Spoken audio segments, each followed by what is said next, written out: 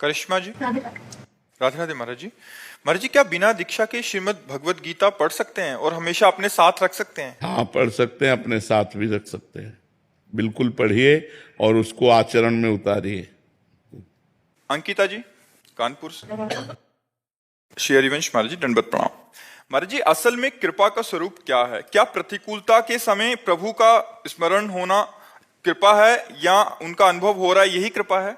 भगवान के नाम में प्रीति होना कृपा, भगवान के भक्तों का दर्शन होना, उनके पास बैठना, संभाषण करना कृपा। अब मोहि भा भरोस हनुमंता, बिनु हरि कृपा मिले नहीं संता। संतों का मिलना भगवान की कृपा। हरिवंश कृपा हरिवंश कहें, हरिवंश कहें हरिवंश लहें। भगवान की कृपा से ही भगवान का नाम जप होता है, और जो नाम जप करते हैं वो भगवान के कृपा पात्र हैं।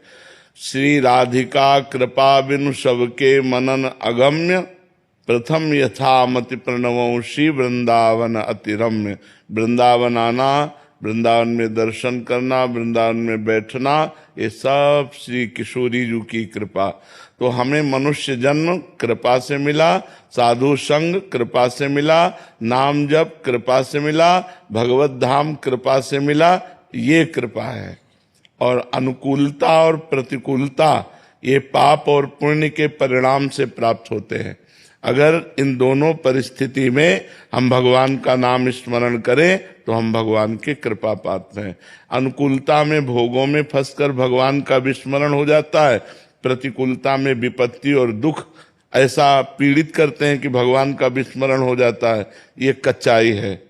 हम इतने पुष्ट बने कि हमें चाहे जितना सुख मिले भगवान को भूले ना, चाहे जितना दुख मिले हम भगवान के स्मरण में रहें, तो हम कृपा पात्र हैं। तो ये मानव जीवन की सार्थकता है कि हमें भगवत प्राप्ति हो जाए, हम अच्छे आचरण वाले बने, हम दूसरों को सुख देने वाले बने। यही मानव जीवन की कृपा है, यही भगवान की कृपा का फल है। महाराज जी, ज्यादातर भजन करने वालों के जीवन में ही प्रतिकूलताएं क्यों देखी जाती हैं? क्योंकि उनका पाप नष्ट होकर भगवत प्राप्ति होनी है।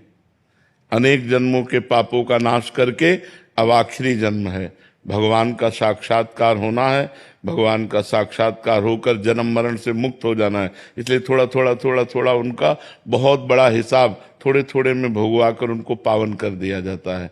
इसीलिए प्राय बड़े बड़े संतों को भी बड़े बड़े कष्ट देखे गए।